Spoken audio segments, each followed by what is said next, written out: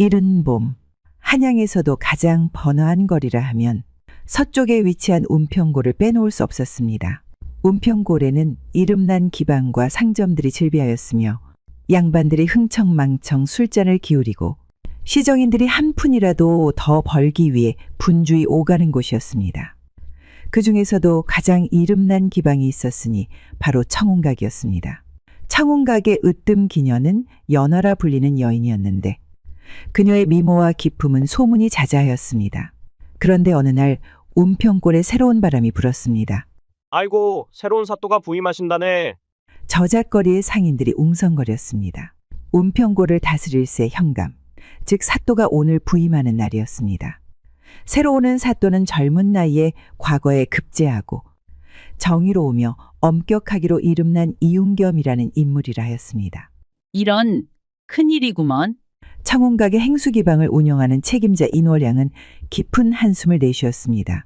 왜 그러십니까, 행수 어르신? 연화가 고운 손으로 차를 따르며 물었습니다. 월양은 손부채를 펄럭이며 얼굴을 찌푸렸습니다.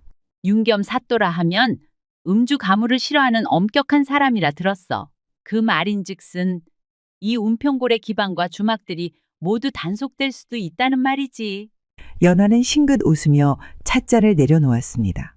어르신, 너무 걱정 마세요. 세상에 꽃을 사랑하지 않는 남정네가 어디 있겠습니까? 연화야, 내가 무슨 수를 쓴단 말이냐?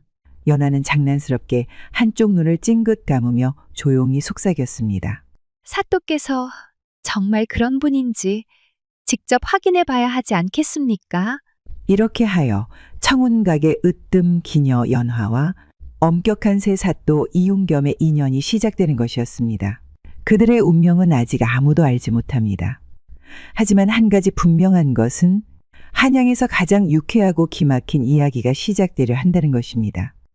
새로운 사또 이윤겸이 부임한 첫날이었습니다. 그는 깔끔한 도포를 걸친 채로 말을 타고 운평골로 들어섰습니다. 그의 곁에는 아전 박서방과 몇몇 군관들이 따르고 있었습니다. 사또, 이곳이 바로 운평골이옵니다. 박서방이 조심스럽게 말하자 윤겸은 말을 세우고 골목을 둘러보았습니다. 기방과 주점이 즐비하고 화려한 옷을 입은 기녀들이 저작거리를 오가며 웃음을 흩뿌리고 있었습니다. 소문대로 풍류를 즐기는 자들이 많군. 백성들의 삶이 공공한데 이곳만은 유독 번화하니 어찌된 일인가? 윤겸은 단호한 표정으로 말을 내뱉었습니다. 박서방은 식은땀을 흘리며 슬쩍 눈치를 보았습니다. 사또, 운평골은 오래전부터 이런 곳이었사옵니다. 한양에서도 손꼽히는 기방들이 자리하고 있지 않사옵니까? 조정의 대신들도, 그러니까 윗분들도 이곳을 무척. 윗분들도? 윤겸이 매서운 눈빛을 보내자 박서방은 황급히 말을 삼켰습니다. 아닙니다. 아무튼 사또께서 새롭게 부임하셨으니 이제부터 이곳도 바른 길을 걷게 되겠지요. 윤겸은 속으로 한숨을 쉬었습니다.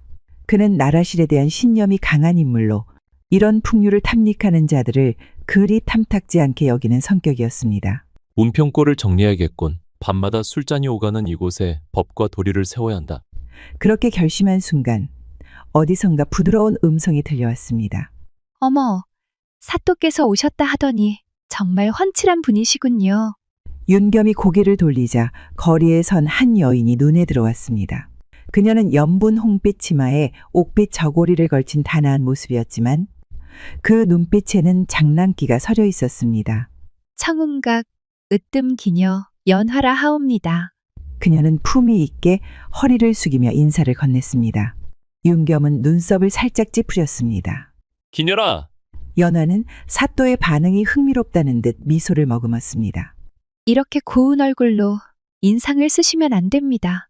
사또께서 부임하셨으니 저희도 축하하는 마음으로 술 한잔 대접하고 싶사온데 어떠하십니까? 사양하겠소. 단호한 대답이 돌아왔습니다. 주변에 있던 사람들은 웅성거리기 시작했습니다. 어허! 사또께서 술자리를 사양하시다니. 청운각에서 술 한 잔도 마시지 않는 사또가 계시다니. 정말 새로운 분이 오셨군. 연하는 고개를 살짝 기울이며 마치 장난을 치듯 물었습니다. 그럼 술이 아니라면 차라도 한잔 하시겠습니까? 윤겸은 연화를 뚫어지게 바라보았습니다. 그녀는 눈앞의 사또가 결코 쉽게 넘어올 사람이 아니라는 걸 단번에 깨달았습니다. 하지만 그럴수록 그녀의 호기심은 더욱 커졌습니다. 이 사또 재미있는 분이시네. 윤겸은 한숨을 내쉬며 말했습니다. 차라면 한 잔 정도는 괜찮겠소. 이렇게 하여 엄격한 사또와 유혹적인 기녀의 첫 만남이 이루어졌습니다. 그리고 이 순간부터 운평고래는 전에 없던 흥미로운 바람이 불어오기 시작한 것입니다. 윤겸 사또가 부임한 지 사흘째 되는 날, 운평골은 벌써부터 술렁이기 시작했습니다. 사또께서 청운각에 다녀가셨다더라. 무슨 말씀? 차 한 잔만 마시고 가셨다지 않는가? 어찌 됐든 그 엄격하다는 사또가 기녀와 마주 앉았다는 것만으로도 큰일이 아닌가? 장터에 모인 장사치들과 아전들, 그리고 기생들까지 모두 새로운 사또의 소문을 입에 올리고 있었습니다. 그날 저녁 청운각에서는 더욱 흥미로운 손님들이 찾아오고 있었습니다. 기방 안쪽에는 소문을 듣고 찾아온 여러 인물들이 있었습니다. 첫째, 김만호 대감. 나이는 50을 넘겼으나 아직도 술과 여색을 탐하는 조정의 삼품 당상관이었습니다. 둘째, 홍서방. 운평골에서 제일 가는 부자이자 기생들에게 돈을 물쓰듯 뿌리는 인물로 유명했습니다. 셋째, 박서방. 윤겸 사또를 모시는 아전으로 사실은 기생들과 어울리길 즐기는 자였습니다. 이들은 한데 모여 청운각에서 술잔을 기울이며 윤겸 사또에 대한 이야기를 나누고 있었습니다. 아니 그런 고든 사람이 세상에 어디 있다냐. 김만호 대감이 껄껄 웃으며 술을 마셨습니다. 홍서방도 맞장구 쳤습니다. 청운각에 발을 들인 이상 결국은 무너질 것이오. 사내란 원래 여인의 미소 앞에서 어찌할 도리가 없는 법이지. 그때 박서방이 슬쩍 귀를 기울이며 조심스럽게 말했습니다. 헌데 사또께서 정말로 여색에는 관심이 없으신 듯 하옵니다. 청운각에 와서도 오직 차만 마시고 돌아가셨으니. 김만호 대감이 코웃음을 쳤습니다. 그건 단지 처음이라 그런 것이지. 세상에 흔들리지 않는 남자가 어디 있겠나. 연화 같은 기녀 앞에서 말일세. 모두가 키득거리고 있을 때 마침 연화가 천천히 방으로 들어왔습니다. 아니, 누가 제 이야기 하셨습니까? 연화는 부드럽게 미소 지으며 방 안을 둘러보았습니다. 홍서방이 호탕하게 웃으며 술잔을 내밀었습니다. 아가씨, 사또를 홀릴 자신이 있소이까? 연화는 손부채를 가볍게 흔들며 말했습니다. 사또를 홀릴 필요가 있겠습니까? 그분께서 스스로 찾아오실 텐데요. 순간 방 안의 남자들이 깜짝 놀라 서로를 바라보았습니다. 무슨 말이오? 연화는 유유히 웃으며 술잔을 집어들었습니다. 사람의 마음이란 억지로 움직이는 것이 아닙니다. 사또께서 얼마나 단단한 분이신지 지켜보는 것도 흥미로운 일이겠지요. 김만호 대감이 박수를 치며 웃었습니다. 허허. 재밌어지는군. 그럼 우리가 내기를 하나 하지. 내기라뇨? 윤겸 사또가 한 달 안에 청운각에서 술을 마시고 연화 씨 손을 잡으면 내가 은자 10량을 내놓겠네. 박서방이 나섰습니다. 허면 사또께서 한 달이 지나도 연하 아씨께 넘어가지 않으면 대감께서 은자 10량을 내놓으시는 겁니까? 그래, 그렇게 하지. 홍서방도 장단을 맞추며 말했습니다. 이거 아주 재미있는 내기겠군. 연하는 입꼬리를 살짝 올리며 술잔을 기울였습니다. 사또 나으리, 과연 어디까지 버텨내실 수 있을까요? 그 시각 윤겸 사또는 관아에서 서책을 읽고 있었습니다. 하지만 어쩐지 집중이 잘 되지 않았습니다. 이게 무슨 일인가? 책 속 글자가 머리에 들어오지 않았습니다. 대신 기방에서 만난 연화의 미소가 자꾸만 떠올랐습니다. 허참, 별일이군. 윤겸은 책을 덮고 자리에서 일어났습니다. 그때 그의 곁에서 조용히 서 있던 이방 관아의 실무 책임자 최석이가 슬쩍 입을 열었습니다. 사또, 무슨 근심이라도 있으십니까? 근심이라 그런 것은 아니오. 혹시 청운각의 연하 아씨 때문이십니까? 윤겸은 흠칫하며 최석이를 바라보았습니다. 내가 언제 연하란 사람을 입에 올렸는가? 최석이는 장난기 어린 미소를 지으며 말했습니다. 사또께서 직접 말씀하시지는 않으셨으나 요즘 운평골에서 가장 유명한 화제거리가 사또 나으리이십니다. 윤겸은 한숨을 내쉬었습니다. 이래서 내가 풍류를 멀리하려 했거늘. 하지만 그 역시도 어쩐지 이 기묘한 흐름 속으로 점점 빨려 들어가는 듯한 기분이 들었습니다. 운평골의 밤은 여전히 화려했습니다. 청혼각에서는 술잔이 오가고 저작거리에서는 장사치들의 흥정 소리가 들렸습니다. 하지만 그 화려함 이면에는 조용히 일어나는 음모와 사건들이 있었습니다. 그 무렵 윤겸 사또는 한 가지 특이한 소문을 접하게 되었습니다. 사또, 요즘 운평골에 이상한 소문이 돌고 있사옵니다. 윤겸은 서책을 펼쳐놓고 있던 손을 멈추고 이방 최석이를 바라보았습니다. 무슨 소문 말이오? 운평골에서 밤마다 은밀한 거래가 이루어진다는 소문이 있사옵니다. 그것도 높은 벼슬아치들과 관련된 일이라 하니 그냥 넘길 일이 아니옵니다. 윤겸은 눈을 가늘게 뜨며 말했습니다. 누가 그런 일을 꾸미고 있다는 말이오? 정확한 증자는 없사오나 김만호 대감과 홍서방이 관련되어 있다는 말이 있사옵니다. 윤겸은 입술을 굳게 다물었습니다. 김만호 대감이라면 조정에서도 꽤 힘이 있는 인물인데 운평골에서 어떤 일을 꾸미고 있는 것인가? 윤겸은 잠시 고민하다가 직접 운평골의 실태를 살펴보기로 결심했습니다. 그날 밤 청운각의 문이 조용히 열렸습니다. 한 사내가 갓을 깊숙이 눌러쓴 채 안으로 들어왔습니다. 어머, 낮에는 거절하시더니 결국 찾아오셨군요. 연하는 부드러운 미소를 지으며 그를 맞이했습니다. 윤겸 사또였습니다. 나는 오늘도 차만 마시고 갈 것이오. 예, 그리하십시오. 연화는 능청스럽게 대답하며 사또를 안으로 안내했습니다. 윤겸은 조용히 앉아 차를 마시며 주변을 둘러보았습니다. 기녀들은 손님들에게 술을 따르며 웃음을 흩뿌리고 있었지만 윤겸의 눈에는 이상한 장면이 포착되었습니다.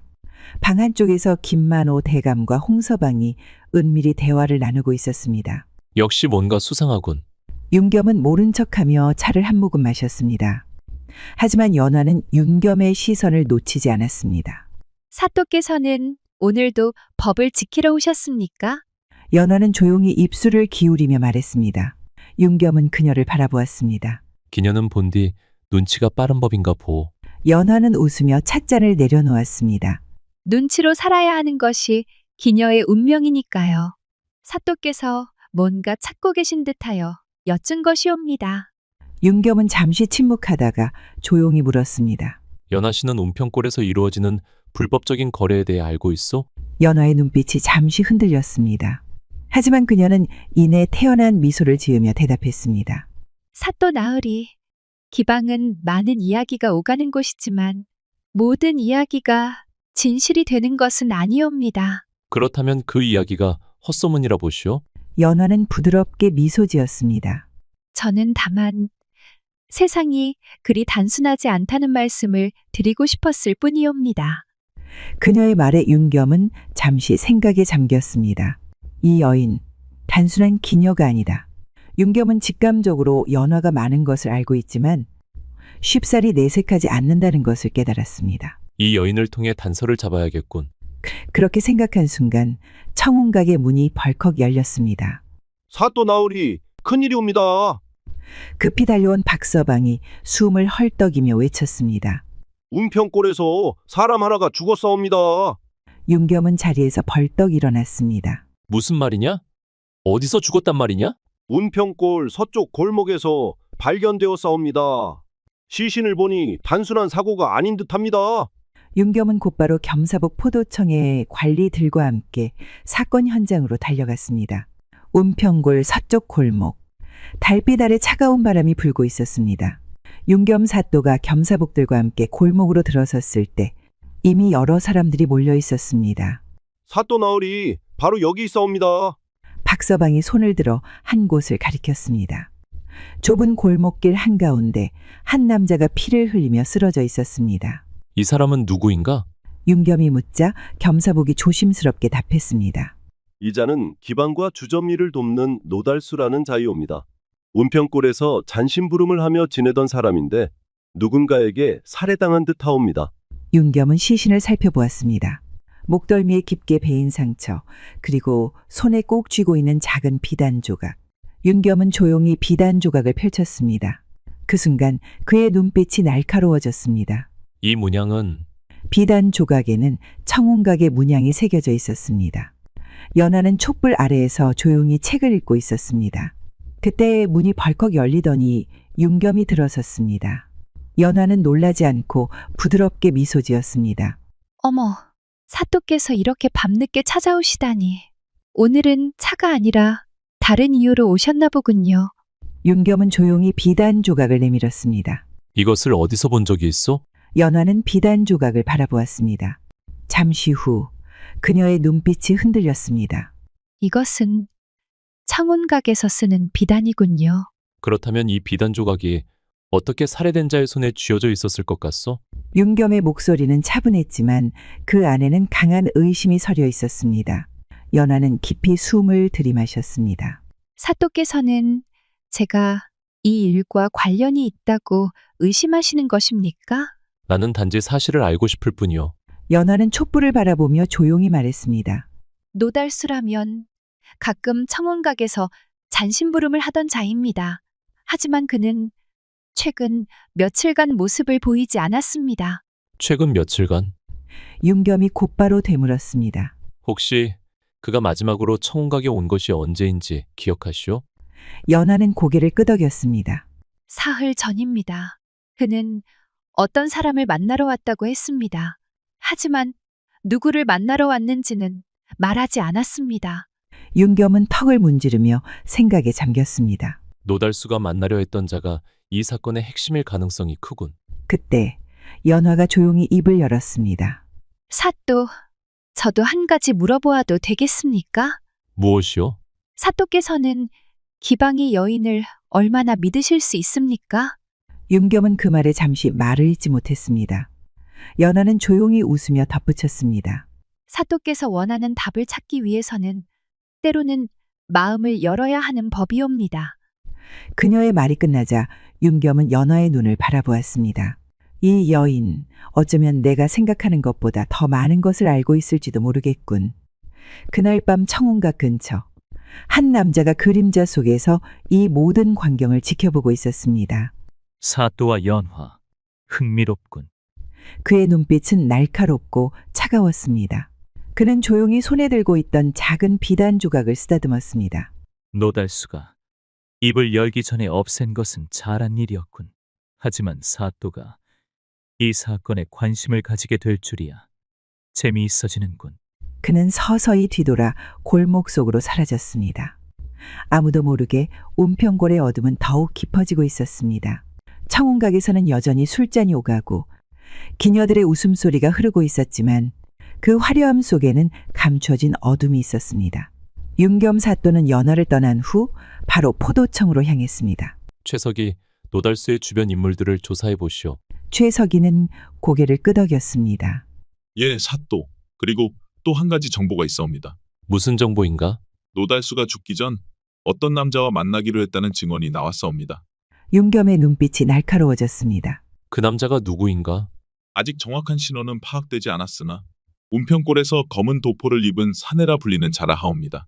윤겸은 깊은 생각에 빠졌습니다. 검은 도포라. 새로운 변수가 생겼군. 그 시각 운평골 외곽의 한 작은 주막. 한 사내가 홀로 앉아 술잔을 기울이고 있었습니다. 그의 검은 도포 자락이 바닥에 길게 드리워져 있었습니다. 내가 바로 노달수를 죽였느냐? 그 순간 그의 맞은편에 또 다른 사내가 앉았습니다. 김만호 대감의 신복 강혁. 검은 도포를 입은 사내는 천천히 술잔을 내려놓았습니다. 나는 단지 입을 닫게 했을 뿐이요. 그래, 잘했다. 하지만 사또가 이 사건을 깊이 파헤치려 하고 있다.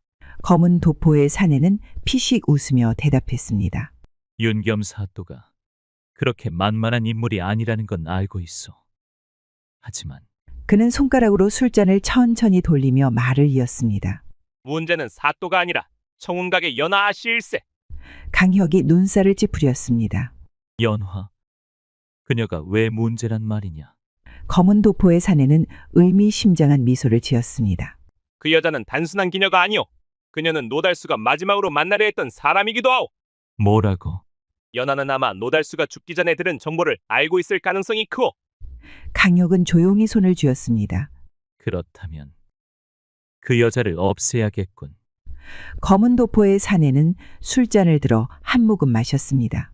서두르지 마시오. 사또가 그녀를 지켜보고 있어. 그러니 조용히 처리해야 할 것이오. 강혁은 조용히 고개를 끄덕였습니다. 운평고를 뒤흔들 더 큰 폭풍이 다가오고 있었습니다. 다음 날 밤 청운각, 윤겸 사또는 다시 연화를 찾아왔습니다. 연화는 미소를 지으며 그를 맞았습니다. 오늘도 차를 마시러 오셨습니까? 사또 나으리? 윤겸은 조용히 그녀를 바라보았습니다. 이번엔 거짓없이 말해주시오. 노달수가 죽기 전에 정말로 연하 씨를 만나려 했어? 연화의 미소가 사라졌습니다. 잠시 후 그녀는 천천히 입을 열었습니다. 맞습니다. 윤겸은 눈썹을 찌푸렸습니다. 왜 나에게 말하지 않았어? 연화는 살짝 웃으며 차잔을 기울였습니다. 사또께서 저를 얼마나 믿으실지 알 수 없었으니까요. 윤겸은 그녀를 뚫어지게 바라보았습니다. 지금이라도 말해주시오. 노달수가 무슨 말을 하려고 했어? 연화는 깊은 한숨을 내쉬었습니다. 그는 저에게 어떤 장부를 보여주려 했습니다. 윤겸의 눈이 번뜩였습니다. 장부? 네. 운평골에서 이루어지는 비밀 거래에 대한 기록이라 했습니다. 하지만 그가 장부를 가지고 나타나기도 전에 죽음을 맞이한 것이지요. 윤겸은 손을 꽉 쥐었습니다. 그렇다면 그 장부는 어디 있어? 연화는 고개를 저었습니다. 그건 저도 모릅니다. 하지만 윤겸은 그녀의 말을 기다렸습니다. 연화는 조용히 그의 눈을 바라보며 말했습니다. 누군가 그것을 찾고 있다는 것은 분명합니다. 그리고 저 역시 위험할지도 모르겠습니다. 윤겸은 그녀의 말을 듣고 한참 동안 침묵했습니다. 그리고 천천히 말했습니다. 이제부터 내가 지키겠어. 연화는 순간 놀란 듯 그를 바라보았습니다. 윤겸의 목소리는 흔들림이 없었습니다. 이 사건을 끝까지 파헤치겠어. 그리고 당신이 위험해지지 않도록 하겠어. 연화는 그를 바라보다가 조용히 미소를 지었습니다. 과연 사또 나으리께서 그리 해주실 수 있을까요? 윤겸은 단호히 대답했습니다. 반드시. 그 순간 연화의 마음속에서 묘한 감정이 스며들었습니다.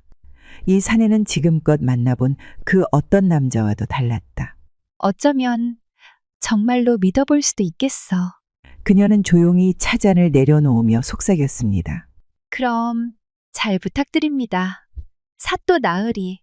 운평골에 퍼진 긴장감은 누구도 부인할 수 없는 것이었습니다. 노달수의 죽음 이후 사람들은 서로를 더욱 의심하기 시작했습니다. 청운각도 예외는 아니었습니다. 연화는 밤이 깊도록 창가에 앉아 있었습니다. 그녀는 깊은 생각에 빠져 있었습니다. 그러나 그녀를 지켜보는 눈이 있다는 사실을 깨닫지 못하고 있었습니다. 한양 외곽의 어두운 골목. 검은 도포의 사내는 조용히 김만호 대감을 찾았습니다. 대감, 사또가 점점 진실에 가까워지고 있습니다. 김만호 대감은 술잔을 기울이며 피식 웃었습니다. 그래? 그 엄격하다는 사또가 기녀의 치마폭에 휘둘리며 뛰어다니는 것이냐? 검은 도포의 사내는 미소를 짓지 않았습니다. 사또가 단순한 자가 아닙니다. 그는 끝까지 파헤칠 것입니다. 연화라는 여인이 장부의 열쇠가 될지도 모릅니다. 김만호 대감은 눈썹을 찡그렸습니다. 그렇다면 그 여자를 없애야겠군. 검은 도포의 사내는 천천히 고개를 끄덕였습니다. 사또의 보호가 강하지만 방법은 있습니다. 어떻게 할 것인가? 연화를 유인하여 그녀를 사라지게 만들겠습니다. 김만호 대감은 술잔을 내려놓으며 만족스럽게 웃었습니다. 좋다, 처리해라. 다음 날 청운각, 연화는 한 통의 서찰을 받았습니다. 장부를 찾고 싶다면 오늘 차시에 운평골 서쪽 창고로 오시오. 혼자 오시오. 그렇지 않으면 사또가 위험해질 것이오. 연화는 서찰을 손에 쥔 채 깊은 고민에 빠졌습니다. 이건 함정일 가능성이 크다. 하지만 장부를 찾을 수 있다면? 그녀는 깊은 숨을 내쉬었습니다. 윤겸 사또를 생각하자 마음이 흔들렸습니다. 사또께서는 나를 지키겠다고 하셨지. 하지만 나도 더 이상 그분께 짐이 될 수는 없어. 결국 그녀는 결심했습니다. 혼자서 가기로. 한편 윤겸 사또는 관아에서 서류를 살펴보다가 이상한 느낌이 들었습니다. 박서방, 혹시 청운각에서 온 소식이 있느냐? 박서방은 고개를 저었습니다. 아니옵니다. 사또. 연하 아씨도 오늘은 청운각에서 나오지 않으셨다 하옵니다. 윤겸은 순간 가슴이 덜컥 내려앉았습니다. 청운각에서 나오지 않았다? 불길한 예감이 엄습했습니다. 그는 곧장 칼을 차고 청운각으로 향했습니다. 운평골 서쪽 창고. 연화는 조심스럽게 안으로 들어섰습니다. 사방이 어두웠습니다. 그 순간 덜컹 문이 닫혔습니다. 연화는 순간 몸을 돌렸지만 이미 늦었습니다. 어디 가시려고? 검은 도포의 사내가 그녀 앞을 막아섰습니다. 연화는 차갑게 웃었습니다. 당신이 보낸 서찰이었군요. 영리한 여인이군. 하지만 이미 늦었습니다. 그 순간 뒤에서 누군가가 연화의 입을 틀어막았습니다. 이제 사라져 주셔야겠소. 연화의 시야가 점점 흐려졌습니다. 연하 아씨가 사라졌다고? 윤겸은 청운각에서 소식을 듣자마자 말을 타고 뛰쳐나갔습니다. 운평골 서쪽을 수색하라. 그는 포도청 군사들에게 명령했습니다. 그리고 그는 직접 서쪽 창고로 향했습니다. 제발 늦지 않기를. 말을 달리는 그의 눈빛은 어느 때보다도 날카롭고 차가웠습니다. 그리고 그는 서쪽 창고의 문을 박차고 들어섰습니다. 그러나 연화는 이미 사라진 뒤였습니다. 그 순간 바닥에 떨어진 연화의 비녀를 발견한 윤겸은 이를 악물었습니다. 반드시 찾아낸다. 연화, 내가 널 지켜주겠다고 했잖아. 윤겸의 손이 떨렸습니다. 그렇게 운평골의 밤은 더욱 깊어지고 있었습니다.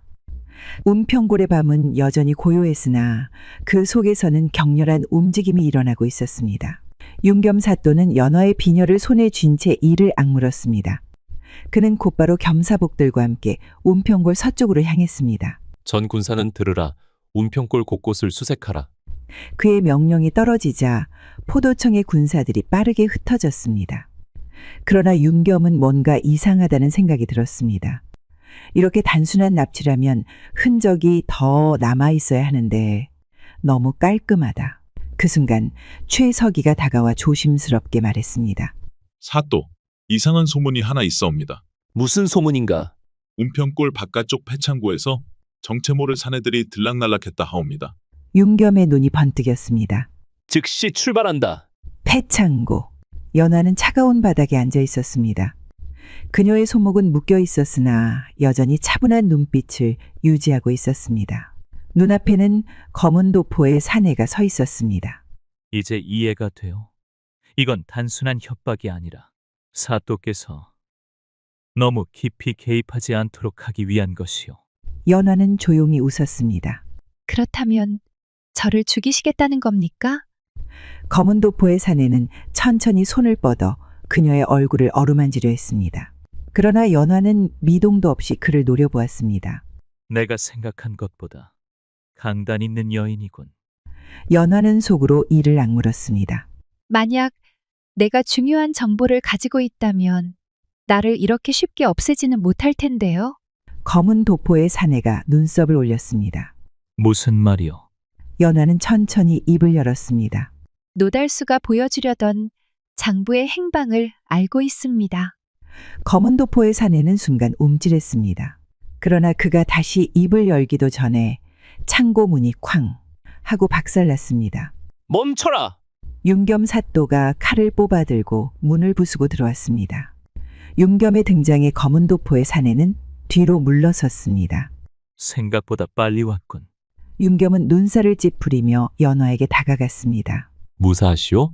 연화는 미소를 지으며 대답했습니다. 이렇게 늦게 오시면 섭섭하지 않겠습니까? 사또 나으리. 윤겸은 안도의 한숨을 쉬었습니다. 그러나 그 순간 검은 도포의 사내가 칼을 뽑았습니다. 나를 잡을 생각이라면 각오해야 할 것이요. 그와 동시에 창고 안에 숨어있던 검은 옷을 입은 자들이 튀어나왔습니다. 윤겸은 칼을 단단히 쥐며 외쳤습니다. 전부 제압하라! 포도청 군사들이 일제히 돌격하며 격렬한 싸움이 벌어졌습니다. 연화는 조용히 윤겸을 바라보았습니다. 이 사람 정말 나를 구하러 왔구나. 그녀는 그 순간 이 남자에 대한 신뢰가 더욱 깊어졌습니다. 싸움이 끝난 후 검은 도포의 사내는 포박당했습니다. 윤겸은 그의 얼굴을 가만히 바라보았습니다. 내 정체를 밝히지. 검은 도포의 사내는 천천히 갓을 벗었습니다. 그 순간 모두가 놀랐습니다. 그는 다름 아닌 김만호 대감의 수하 강혁이었습니다. 강혁을 포도청으로 압송하라. 포도청 군사들이 강혁을 끌고 나갔습니다. 김만호 대감은 모든 죄를 자백한 후 파직되었고 그의 수하였던 강혁 역시 국법에 따라 처벌을 받았습니다. 윤겸 사또는 여전히 포도청을 지키며 올바른 정치를 펼쳤고 백성들은 그를 신망하는 분위기였습니다. 그러나 그에게는 아직 해결해야 할 일이 하나 남아 있었습니다. 그것은 바로 연화였습니다. 청운각, 윤겸은 조용히 문을 밀고 들어갔습니다. 그곳에서 연화는 창가에 앉아 부드러운 미소를 지으며 차를 따르고 있었습니다. 그녀는 윤겸을 보자 천천히 자리에서 일어나며 인사했습니다. 사또께서 어인 일이십니까? 윤겸은 그녀를 가만히 바라보다가 천천히 입을 열었습니다. 연하 씨, 이제 이곳을 떠나실 생각이 없소? 연화는 잔을 내려놓으며 조용히 웃었습니다. 저는 이곳이 익숙합니다. 나으리께서는 기방의 여인이 어울리지 않는다고 생각하십니까? 윤겸은 한숨을 내쉬며 그녀의 눈을 깊이 들여다보았습니다. 그런 말이 아니오. 나는 당신을 내 곁에 두고 싶소. 연화의 미소가 순간 흔들렸습니다. 그녀는 잠시 고개를 숙였다가 다시 그를 바라보았습니다. 사또 나으리, 제가 누구인지 아시지 않습니까? 기방의 여인이옵니다. 윤겸은 단호하게 고개를 저었습니다. 그대가 어디에서 태어났든 누구의 피를 물려받았든 상관없소. 나는 연하 그대를 좋아하오. 연화의 입술이 떨렸습니다. 그녀는 살며시 다가와 그를 올려다보았습니다. 나으리께서는 저를 평생 책임을 지실 수 있습니까? 윤겸은 그녀의 손을 단단히 잡았습니다. 평생토록 지키겠소. 연화는 한동안 그의 눈을 들여다보았습니다. 그러다 이내 그녀의 입가에 조용한 미소가 번졌습니다. 그녀는 그의 손을 꼭 잡으며 속삭였습니다. 그렇다면 저도 사또와 함께하고 싶습니다. 그날 밤 청운각에서는 잔치가 벌어졌습니다. 포도청 군사들부터 청운각의 기녀들까지 모두가 두 사람의 결연을 축하했습니다. 연하는 기녀의 삶을 정리하고 윤겸과 함께 한양을 떠나 조용한 마을에서 새 출발을 했습니다. 그들은 서로를 아끼고 사랑하며 운평골에서의 운명적인 인연을 소중히 간직하며 살아갔습니다. 그리고 한적한 정원에서 두 사람이 함께 앉아 차를 마시며 이야기를 나누는 모습이 마치 오래전부터 정해진 운명처럼 따스했습니다. 나으리, 이곳에서의 생활은 만족하십니까? 연화가 장난스럽게 묻자 윤겸은 조용히 그녀의 손을 잡으며 미소 지었습니다. 그대만 있으면 어디든 좋소. 연화는 살며시 기대며 속삭였습니다. 그럼 이 손 평생 놓지 마십시오. 윤겸은 그녀를 바라보며 단단히 손을 맞잡았습니다. 그렇게 조선의 어느 작은 마을에서 사또와 기방의 여인이었던 여인은 평생을 함께하며 행복하게 살아갔습니다.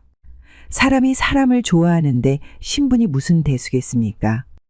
윤겸 사또와 연화가 보여준 사랑이 그렇습니다. 기방의 여인이라고 해서 사랑을 할 수 없는 것도 아니고 사또라고 해서 반드시 높은 집안의 규수와 혼인을 해야 하는 것도 아니죠. 군자는 의를 따르고 소인은 이익을 따른다. 진정한 사랑이란 서로의 신분이나 과거가 아니라 마음을 보고 하는 것입니다. 누군가를 사랑할 때는 이익을 따지는 것이 아니라 내가 정말 이 사람과 함께하고 싶은가를 생각해 봐야 합니다. 또 한 가지 배울 수 있는 것은 사람의 가치는 어디에서 태어났느냐가 아니라 어떻게 살아가느냐에 달려 있다는 것입니다.